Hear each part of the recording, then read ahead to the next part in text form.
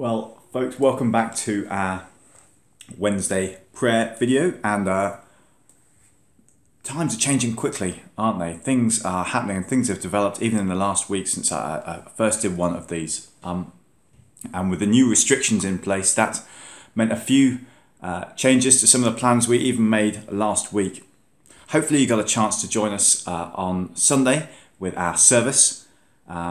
This week we were hoping to live stream, but obviously with the new restrictions, it's not right or possible for us, even a few of us, to gather to live stream the service. But there will be a service on 11 o'clock. We're going to have something pre-recorded and there for us all to worship Jesus together, although apart, but together on Sunday morning at 11 o'clock. We also said about getting DVDs out to people. Now, can I just manage your expectations for those who have hoped to get DVDs? It may be possible to get some posted out, but with the new restrictions in place, getting those out and about may be more difficult. So hopefully we might be able to get something to you. If we don't in the next few weeks, my apologies that we haven't been able to do that. But do avail of the services on the TV and the radio with the Archbishop of Canterbury or whoever to keep yourself in worship. And we also talked about Storehouse. Now again, I think it's safest and wisest if we don't make church a continuing outlet for bringing things to Storehouse and having someone have to come out and come away from home and man that. But please do keep on giving things to food banks. You can take it directly from doing your shopping to a food bank or put it in the repositories that the supermarkets provide. It's much needed. It just cuts out the middleman in these current moments if we close up our Storehouse repository, but keep on giving to food banks, please. We're going to come to pray here, but I want to read something I read on Facebook during the week, and it's the testimony of a doctor, 38-year-old doctor from Lombardy. He says this: "Never in my darkest nightmares did I imagine what I would have seen and lived through, what has been happening here in our hospital for the last 3 weeks. And the nightmare only grows. The river becomes bigger and bigger. At the beginning only a few arrived, then dozens, and then hundreds. And now we're no longer doctors, we've become more sorters who decide who should live and who must be sent home to die, even if they're people who have paid Italian taxes for their whole life. Up until 2 weeks ago, my colleagues and I were atheists. This was normal because we're doctors and we've learned that science proves that God does not exist. I always laughed at my parents when they went to church. 9 days ago, a 75-year-old pastor came to us for medical help. He was a kind man. He had grave respiratory problems, but he had a Bible with him, and it impressed us that he was reading the Bible to the people who were dying and holding their hands. We were all tired, discouraged doctors, psychologically and physically spent, and so we found that we were listening to him. Now we must admit, as human beings, we've reached our limits. There's nothing more we can do, and more people are dying every single day, and we are exhausted. 2 of our colleagues have died and others are infected. We realise that we have reached the limits of what man can do. We need God, and we've begun to ask for his help when we have a few moments free. We speak among ourselves, and we cannot believe that we who were fierce atheists are now seeking for interior peace by asking the Lord to help us to resist so that we can take care of the sick. Yesterday, the 75-year-old pastor died. Despite the fact that in the last 3 weeks we've had over 120 people die in our unit, and we're all exhausted and feel destroyed, he succeeded, despite his own condition and our own difficulties, to bring us a peace that we no longer hoped to find." I want to read you now from Psalm 4. "Answer me when I call to you, my righteous God. Give me relief from my distress. Have mercy on me and hear my prayer. How long will you men turn my glory into shame?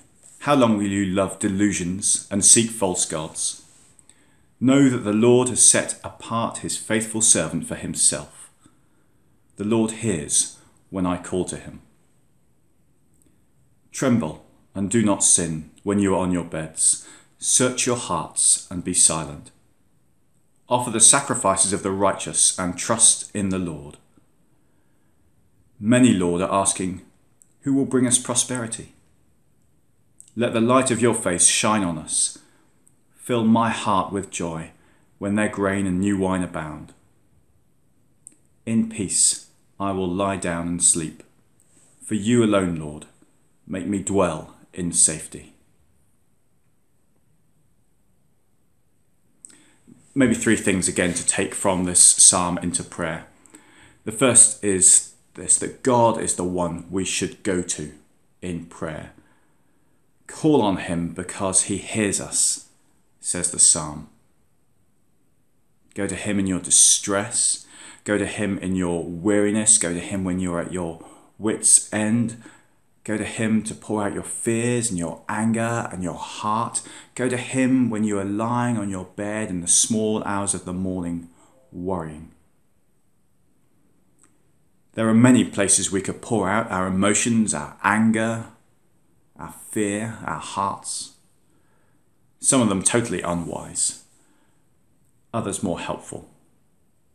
But the only true go-to is God.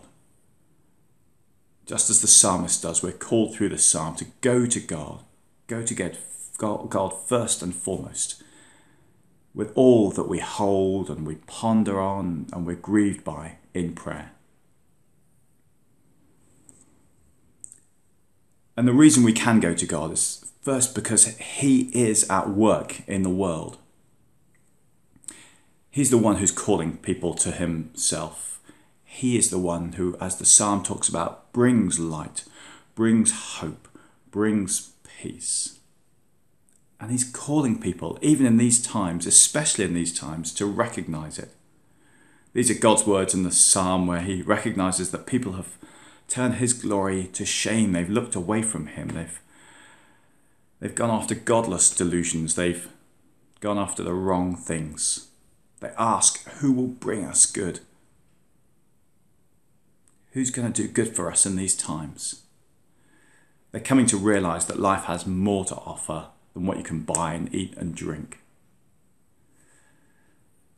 And actually, times like these challenge us all to think about what our hope is in or who's in control, like it did for those doctors in Italy.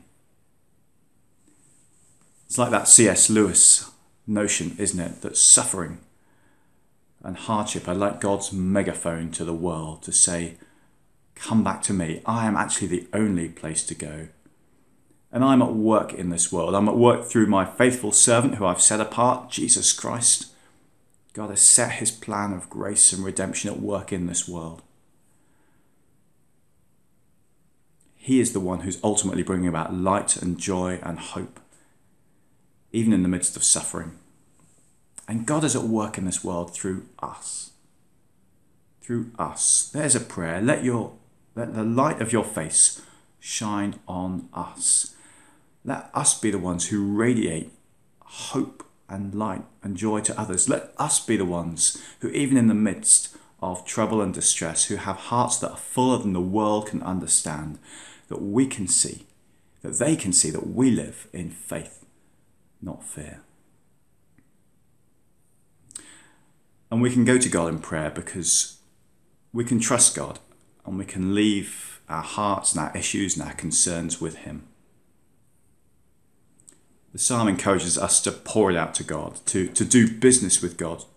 Tremble and do not sin when you are on your bed. Search your hearts and be silent. Or perhaps one version says, be angry and yet do not sin. Pour out your sacrifice of prayer. Humbly let God have your anger, your confusion, your sins, your fear, your concerns. Do business with God in the silence. And then when you've poured it out, believe that he is God. Trust that Jesus is on the throne and at work, that he's got it. If Psalm 46 that we looked at last week was be still and know that I am God, maybe this psalm is lie down and know that I am God. Sleep and know that I am God. Now, this psalm and I can't cure all the sleep problems you may have, but it may help. Where do we go in those hours of the morning? Go to God in prayer. Pour out your concerns and your anger and your distress and your confusion and those people you're worried about, and leave it with God. I love a psalm that encourages me to sleep as part of my worship and trust, but it does call me to pray first. So let's do that with these prayer points.